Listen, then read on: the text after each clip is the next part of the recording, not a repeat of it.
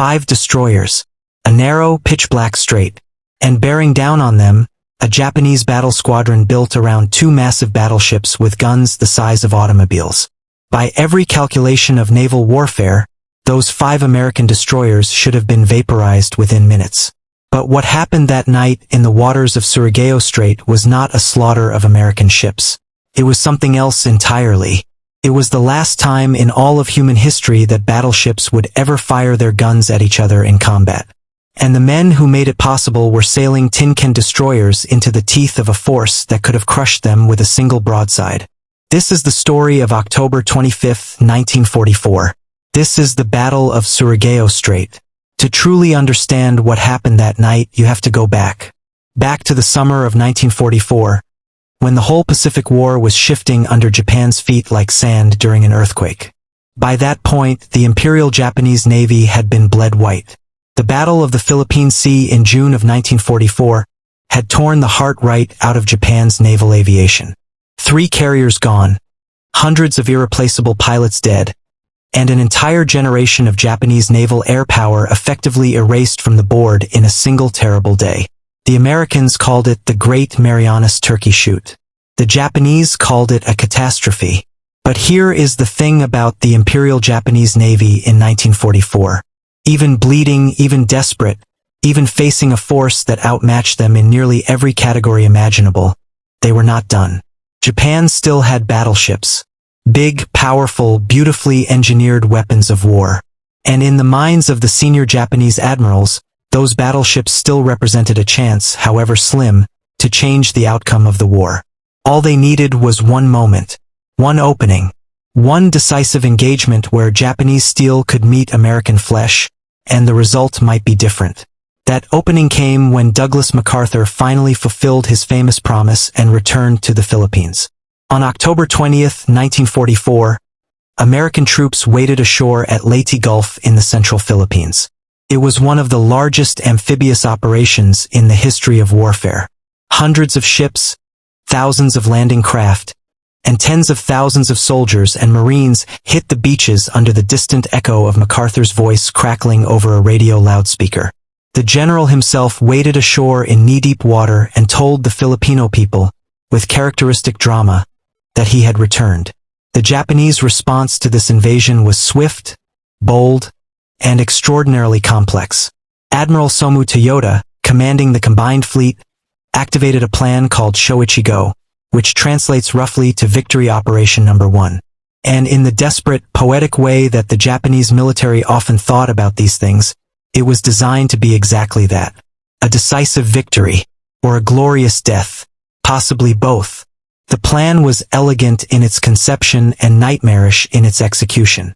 For separate Japanese forces would converge on Leyte Gulf from different directions. Time to arrive simultaneously and trap the American invasion fleet between them. Think of it like a closing fist. From the north, Vice Admiral Jisaburo Ozawa would lead a carrier force southward. But here is the critical detail. Ozawa's carriers had almost no aircraft. They were essentially decoys, designed to lure Admiral William Halsey and his powerful Third Fleet northward and away from the invasion beaches. Once Halsey was gone, the real hammer would fall. Coming from the west through the San Bernardino Strait was Vice Admiral Takeo Kurita with the most powerful surface force Japan had ever assembled.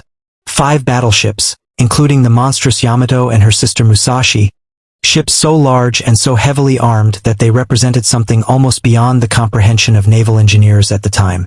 Kurita had cruisers, destroyers, and enough firepower to sink an entire fleet if he could get to the beaches. He was the hammer. And from the south, threading through the narrow Surigao Strait between the islands of Leyte and Mindanao, came the force that would end up walking into one of the most perfectly constructed ambushes in the history of naval warfare. This was Vice Admiral Shoji Nishimura's Southern Force, designated Force C of the 1st Striking Force. Nishimura had 2 battleships, the Fuso and the Yamashiro, 1 heavy cruiser named Mogami, and 4 destroyers. Behind him by about 40 miles, in a completely uncoordinated trailing position, came Vice Admiral Kiyohide Shima's 2nd Striking Force of 3 cruisers and 4 additional destroyers. Now let's talk about Nishimura for a moment, because this man is one of the most fascinating and tragic figures in this entire story. Shoji Nishimura was 60 years old in October 1944. He was a naval officer of the old school, a man who had spent his entire adult life in service to the Emperor and to the Imperial Navy. He had commanded destroyers during the invasion of the Philippines and the Dutch East Indies in 1941. His son, a naval aviator, had been killed during those early campaigns. Nishimura had fought at Guadalcanal, where he earned a reputation for aggressive, almost reckless courage under fire. He was the kind of officer who led from the front, who pressed his attacks when others might have pulled back, and who believed genuinely and deeply in the Japanese warrior tradition of fighting with absolute commitment regardless of the odds. By October 1944, Nishimura knew the odds. He was not a fool. He understood that what awaited him at the far end of Surigao Strait was not a fair fight. American intelligence was good, American radar technology was dramatically superior to anything Japan could field, and the American force blocking the northern exit of the strait was substantial. He knew he was sailing into a trap. There is evidence that he knew he and most of his men would not survive the night. And he went anyway. Whether that was courage or fatalism or simple obedience to orders is something historians still debate. But he went. He aimed his ships north and he pressed forward at 20 knots, and he never turned back. Let's talk about that American force that was waiting for him, because this is where the story becomes truly extraordinary. Rear Admiral Jesse B. Oldendorf was a 54-year-old naval officer who had spent the earlier years of the Pacific War on convoy escort duty in the Caribbean, hunting German submarines and shepherding supply ships through the Atlantic. He had taken over the Pacific Fleet's gunfire support battleships in 1944. He was not a flashy commander. He was not the kind of admiral who gave memorable speeches or inspired mythology. He was a planner, a careful, methodical, deeply experienced surface warfare commander who looked at the geography of Surigao Strait and immediately understood what it offered him. What it offered him was a killing ground. Surigao Strait is about 20 miles wide and roughly 47 miles long, running roughly north to south between the islands of Leyte and Mindanao. To pass through it from south to north, a fleet had to travel in essentially a straight line through waters hemmed in on both sides by land. There was no room to maneuver, no space to spread out, no opportunity to use the speed and flexibility that made surface warships dangerous in open ocean. Any force entering from the south would be funneled, concentrated, and forced to absorb whatever was waiting for them at the northern end. Oldendorf saw this and he built a layered defense that was, in retrospect, a masterpiece of tactical planning. He had substantial resources at his disposal: 6 battleships, 8 cruisers, 28 destroyers, and 39 patrol torpedo boats arranged in 13 groups of 3, deployed along the length of the strait like a series of tripwires. The PT boats were the outer layer. Their job was not to sink Japanese ships, though they would certainly try. Their primary mission was to track the Japanese force, report its composition and speed and heading, and keep Oldendorf's headquarters informed as the enemy moved north. The PT boats were fast, small, hard to detect, and extremely dangerous in close quarters. They were also, in the broader tactical scheme, expendable. Not in the cold-blooded sense, but in the sense that their contribution to the battle would be measured in information and harassment rather than in ships sunk. The middle layer was the destroyers, and this is where the story gets personal. This is where individual ships and individual men stepped forward and did things that changed history. Oldendorf positioned his destroyers in 3 squadrons on either side of the strait, arranged so that any Japanese force moving north would have to pass through a gauntlet of torpedo fire no matter which way they turned. Destroyer Squadron 54 under Captain Jesse Coward would attack from the flanks, using the eastern shore of the strait as cover.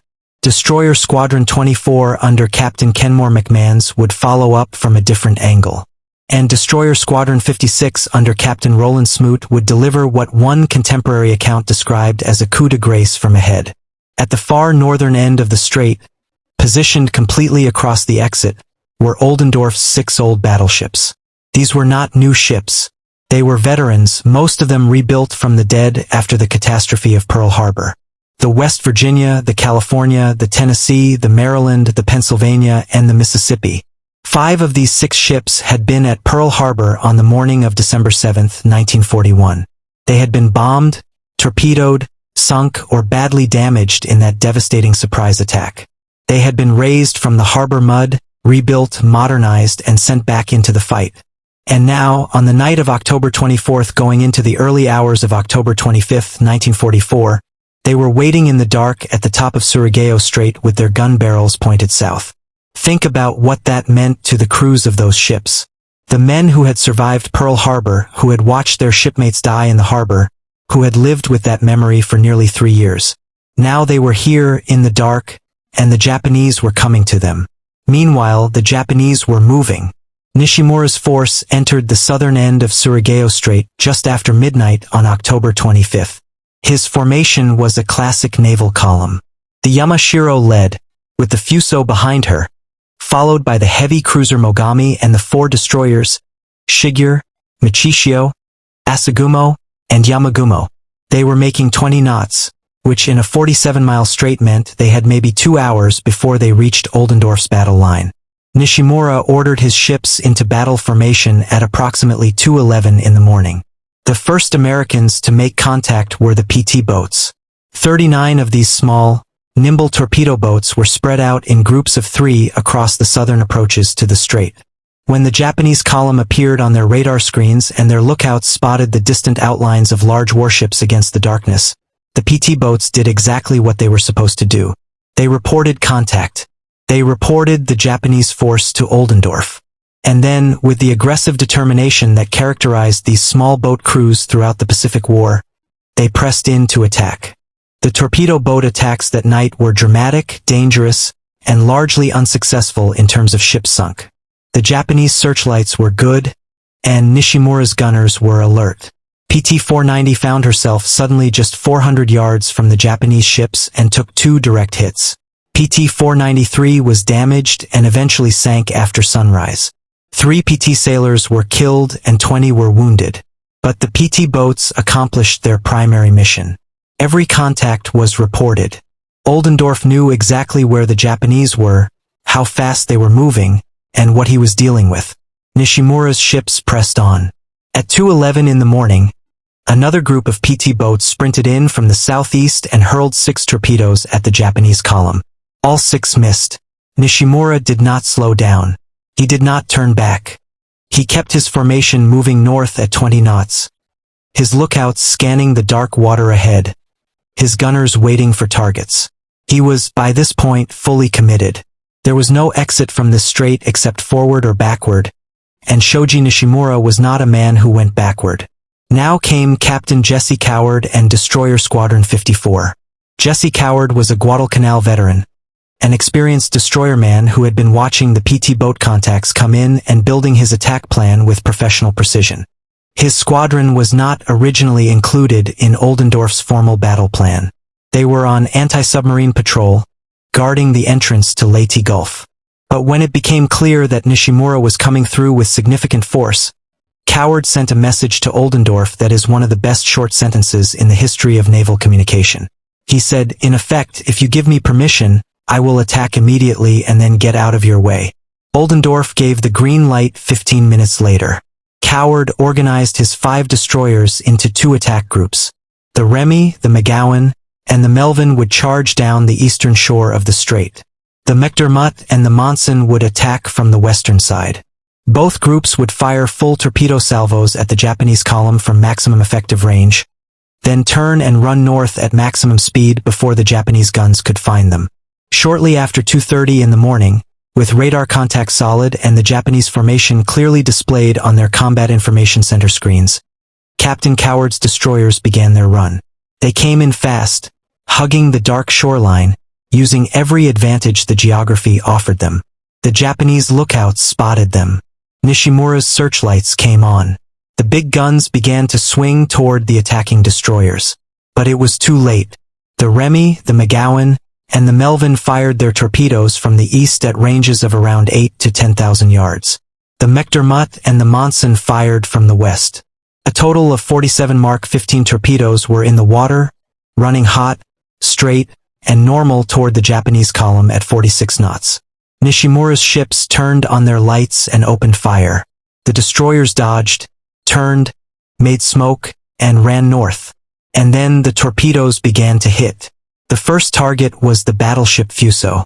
The Melvin, that 2,100-ton Fletcher-class destroyer, was credited with putting 2 torpedoes into the Fuso. The McDermott hit the destroyers Yamagumo and Michishio, sinking both of them in quick succession. The Monson scored a hit on the Yamashiro. The destroyer Asagumo was badly damaged and fell out of formation. In the space of just a few minutes, Nishimura's force had gone from 7 ships in good order to a badly mauled, disorganized formation with serious casualties. But the worst was still coming for the Japanese. The Fuso, hit by Melvin's torpedoes, began to slow. She dropped out of the main column, listing on fire, her crew fighting desperately to control damage that was simply too catastrophic to control. What happened next to the Fuso became one of the most dramatic events of the entire battle, and it has been debated by naval historians ever since. Sometime between 3:20 and 3:50 in the morning, the Fuso exploded. The details of exactly how and when are still murky, partly because almost no one survived to tell the story. The battleship split in 2.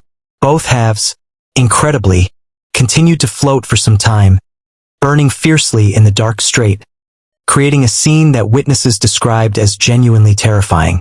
Of the Fuso's crew of approximately 1,630 officers and men, only a handful survived. Rear Admiral Ban, commanding the Fuso from her bridge, watched the damage control reports come in with increasing horror. Number 1 powder and shell magazines filling with water. The ship making only 10 knots. Her bow dropping into the water. And then silence. Meanwhile, Nishimura sent a radio message that reached his superiors and was also intercepted by American forces. He reported that 2 of his destroyers had received torpedo damage and were drifting, that the Yamashiro had been hit but her battle integrity was not impaired, and that enemy destroyers and torpedo boats were present on both sides of the northern entrance to the strait. He was describing, in the clipped, formal language of a Japanese naval officer, the experience of walking into a buzzsaw. And he kept going north. Now came Destroyer Squadron 24, under Captain Kenmore McMahons. McMahons had been waiting, watching the radar plots, listening to the radio traffic. He knew what Coward Squadron had done. Now it was his turn. His 6 destroyers, which included the Australian ship HMAS Arunta flying her white ensigns in the dark Pacific night, attacked in 2 sections.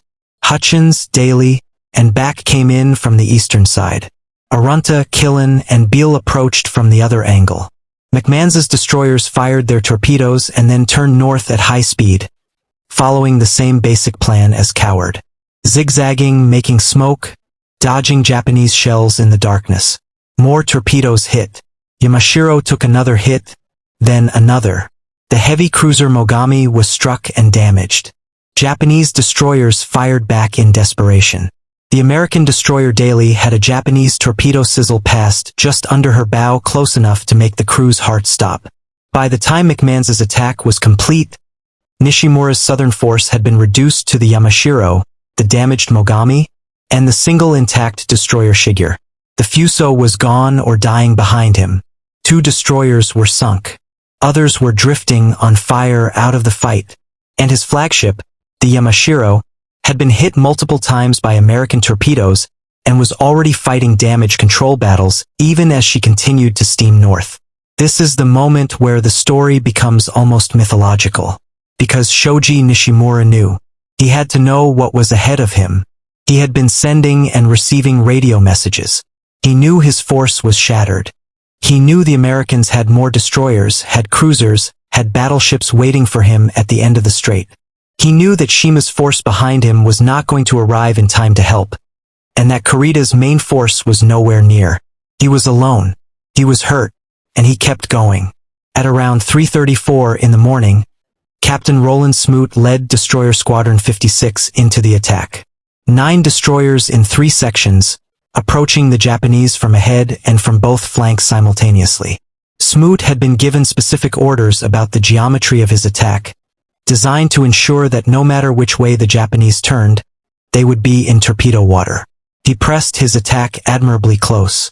At about 3:46, one of his section commanders sent a signal that has become one of the more memorable lines of the battle. He said simply, "This has to be quick." At 4:04 in the morning, at a range of just 6,200 yards, Smoot's destroyers fired their torpedoes at the Yamashiro. Several hits were scored. The Yamashiro, already damaged, already fighting to stay afloat, took more torpedoes into her hull. Water was flooding into her machinery spaces. Her speed was dropping, but her guns were still firing. The American destroyer Albert W. Grant paid a heavy price for Smoot's aggressive attack. The Grant was the third ship in Smoot's formation, and as she launched her torpedoes and turned to retire north, she was caught in a terrible crossfire. 7 shells from the Yamashiro's secondary battery hit her. And then, in one of those awful accidents of war that happen in the confusion and darkness of a night engagement, 11 6-inch shells from the American cruiser Denver also hit the Grant. 22 hits in total. The Grant's captain, Commander Terrell Niswaner, realized his ship was in mortal danger and ordered all remaining torpedoes fired at the enemy before ordering his crew to concentrate on survival. The Grant survived, badly mauled, eventually towed clear by the destroyer Newcomb, which came alongside under fire to rescue her. But as the destroyer battle was reaching its climax, something else was happening at the northern end of Surigao Strait. The 6 old battleships of Oldendorf's battle line had been waiting in the dark for hours. Their radar operators had been watching the tactical picture develop with increasing clarity. The combat information centers on these ships were tracking every contact, every torpedo attack, every explosion to the south. And now the Japanese were almost in range. At 3:44 in the morning, West Virginia's radar locked onto the Yamashiro at a range of approximately 22,800 yards. That is almost 13 miles. The West Virginia had been rebuilt after Pearl Harbor with the most advanced fire control radar in the American fleet, and she was going to use it to devastating effect. What happened next was the last crossing of the T in naval history. Oldendorf's battle line was arrayed completely across the northern exit of the strait, moving slowly back and forth in a patrol pattern with their broadsides aimed south. The Japanese force was coming up the strait in a column, meaning they could only fire their forward-facing guns. The Americans could fire everything. Every gun on every ship trained to the south. It was the classic naval tactical advantage that sailors had dreamed of for centuries, the geometry that naval warfare had been built around for generations. And it was about to be executed for the last time in the history of warfare. The West Virginia opened fire first, at 3:53 in the morning. Her 8 16-inch guns that fired shells weighing nearly a ton each, began sending rounds downrange at the Yamashiro. She was followed by the Tennessee and the California, both equipped with advanced radar fire control. The Mississippi fired a single full broadside. The Maryland and the Pennsylvania had difficulty acquiring radar locks and played a lesser role in the gun action. But what the West Virginia, Tennessee, and California could do with their radar-directed fire was almost beyond belief. Consider what it must have been like on the Yamashiro, a battleship already hit multiple times by torpedoes, fighting fires, fighting flooding, with hundreds of men dead or dying in her hull, trying to make a knot of speed she no longer had. And then, out of the darkness to the north, the sky itself seemed to light up. The crack and flash of 6 American battleships firing broadsides. Shells arriving in salvos, enormous columns of water erupting around the ship when they missed, and catastrophic explosions when they hit. 14-inch shell. 16-inch shell. Shells from cruisers on both flanks. The sound must have been beyond imagination. The Yamashiro had no fire control radar of her own. She could not see Oldendorf's battleships. She could see the destroyer and cruiser shapes closer to her, and she fired at those. She actually scored hits on a cruiser and contributed to the damage on the Grant. But her shells never came close to Whaler's battleships, firing invisibly from 13 miles away in the dark. The West Virginia alone fired 93 16-inch shells. When the battle was over and the gun barrels were inspected, they showed the wear of a sustained engagement. California fired 63 14-inch rounds. Tennessee fired 69. The Mississippi fired one famous broadside of 12 14-inch shells, the last salvo she would ever fire in combat, and turned back south before coming under threat from the confused battle. Shortly before 4:20 in the morning, the Yamashiro capsized and sank. She went down with Vice Admiral Shoji Nishimura on her bridge, and with hundreds of her crew. A small number of Japanese sailors were picked up from the water after the battle. Most were not. The heavy cruiser Mogami, still somehow fighting, managed to disengage in the confusion when Oldendorf's battleships turned to avoid a friendly fire situation. She actually fired a final torpedo salvo that nearly hit one of the American battleships before her engineers got her engines working again and she fled south. She was later caught by American cruisers and aircraft and finished off. And then there was Vice Admiral Kiyohide Shima, coming up from behind with his 3 cruisers and 4 destroyers. Shima had been 40 miles behind Nishimura the whole time, unable to communicate effectively due to radio silence, unaware of exactly how catastrophic Nishimura's situation had become.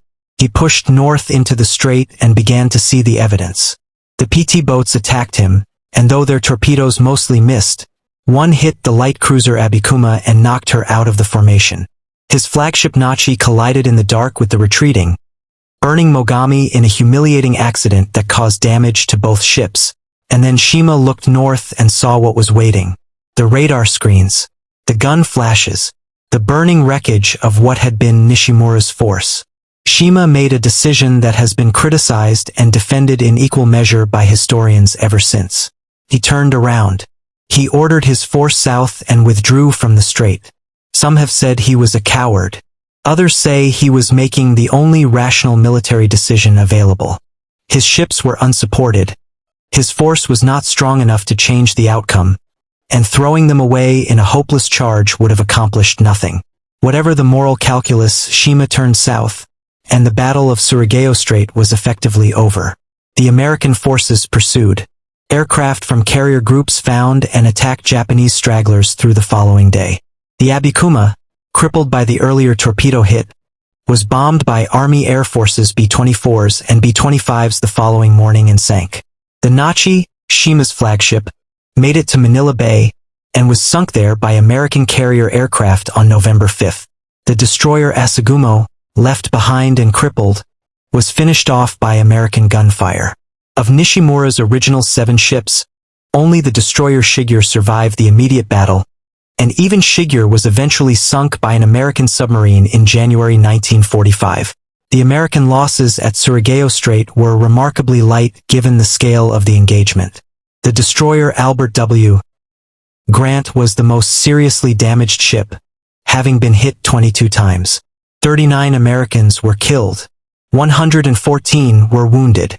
Not a single American major warship was lost. Let's step back from the tactical details for a moment and think about what we just witnessed, because the Battle of Surigao Strait deserves to be understood on multiple levels. First, there is the pure tactical achievement. What Jesse Oldendorf built in that strait was a textbook perfect defensive engagement.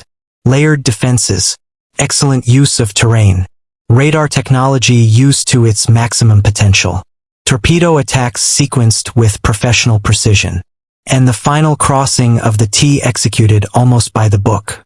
The destroyer attacks alone, executed independently by 3 different squadrons in sequence, have been studied by naval officers ever since as a model of what small surface combatants can achieve when properly led, properly trained, and properly positioned. The numbers tell a brutal story. Nishimura entered the strait with 7 ships.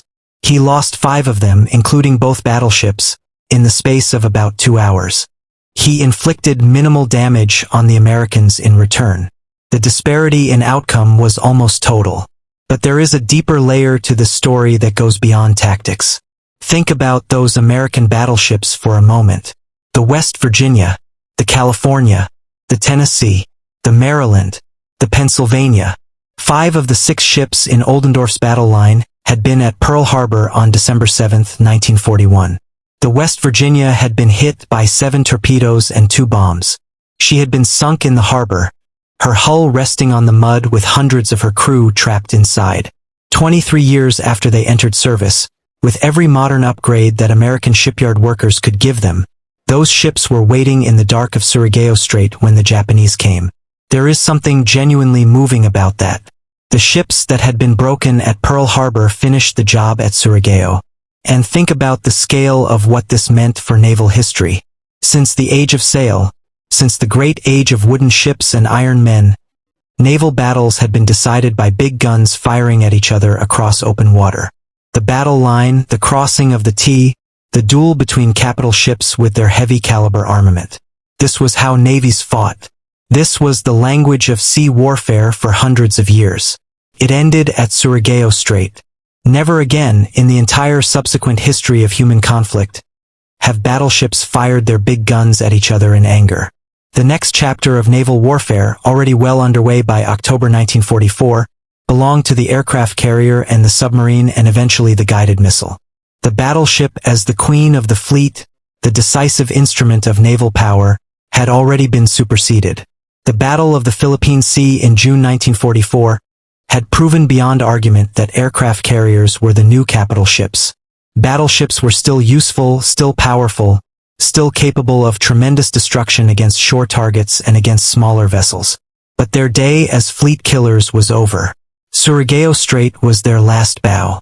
There is one more dimension to this story that deserves attention, and it is perhaps the most human dimension of all. The aftermath. The survivors. The men in the water.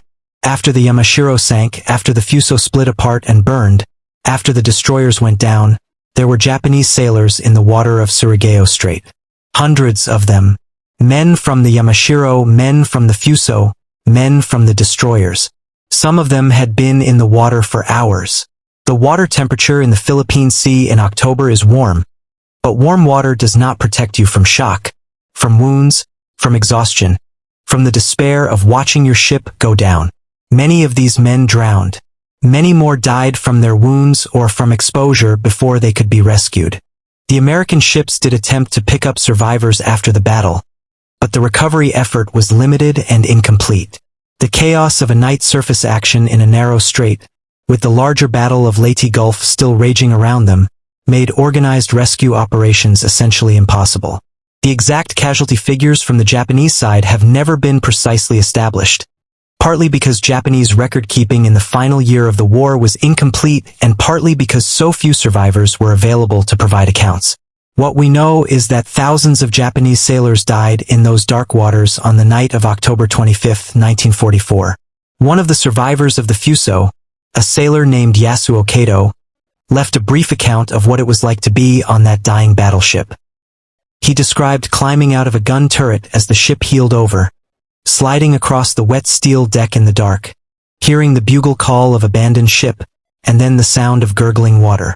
The silence, he said, the complete silence that fell over the ship in her final moments, was the most striking thing. A battleship that had been full of noise and fire and human activity was suddenly, terrifyingly quiet. And then the water came.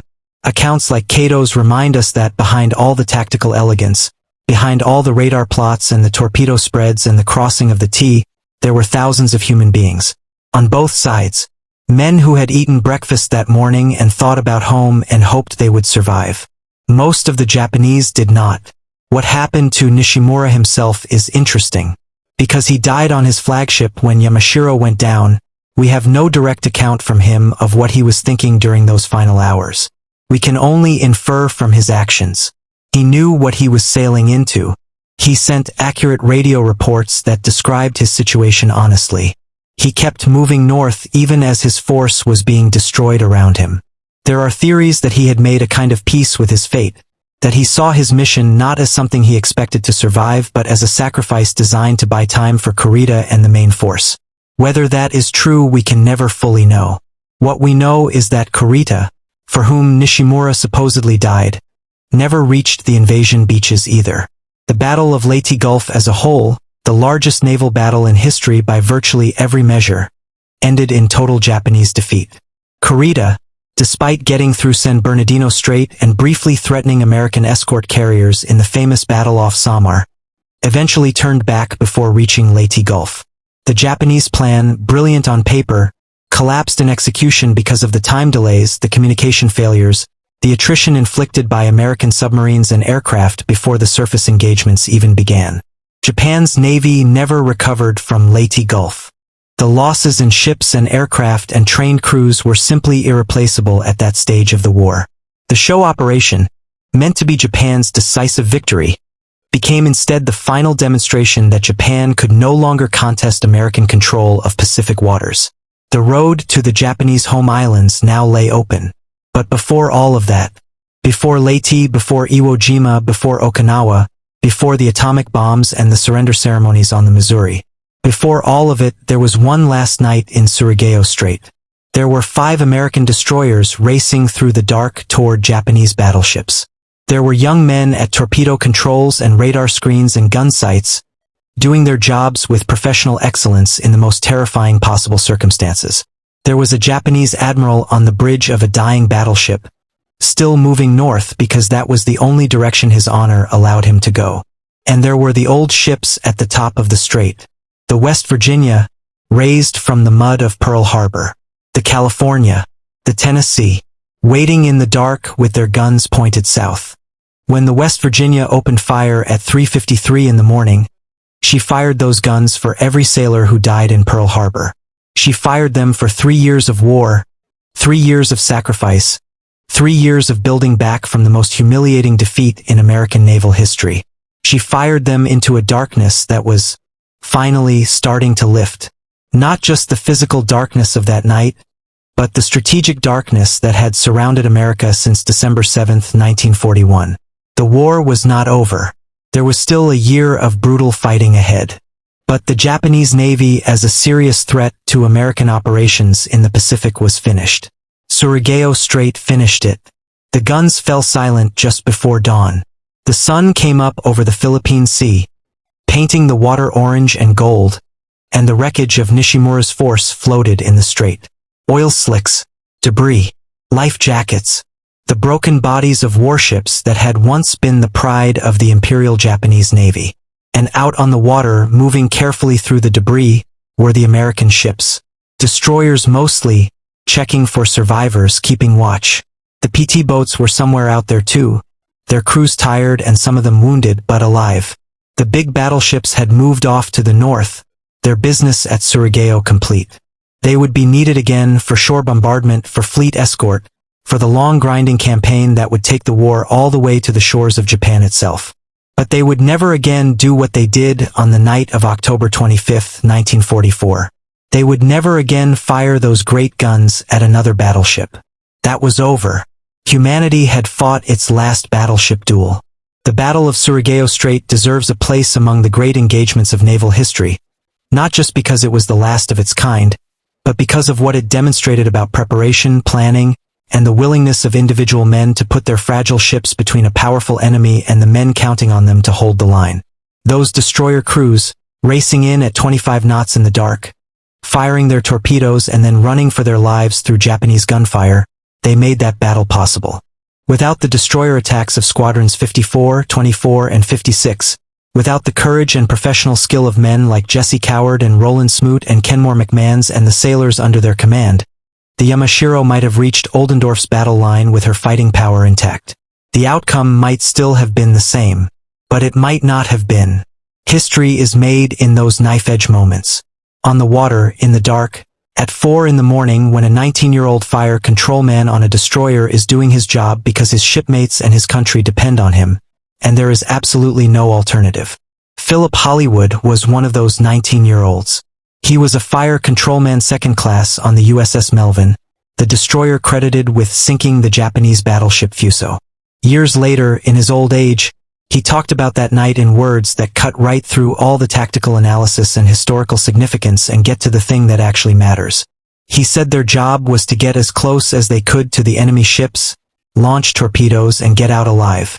He said he felt sorry for the Japanese. And then he said something that stayed with historians and with anyone who heard it. He said, "I was a part of history. It will never happen again, a sea battle like that." He was right. It never did. The Battle of Surigao Strait was the final chapter of an era that had lasted for centuries. From the Spanish Armada to Trafalgar to Jutland to Tsushima to the night of October 25, 1944, the great warships had spoken to each other in the language of heavy guns and iron will. After Surigao, that language was never spoken again. Sleep easy, sailors. You did your job. The strait is clear. The morning is coming. And history remembers.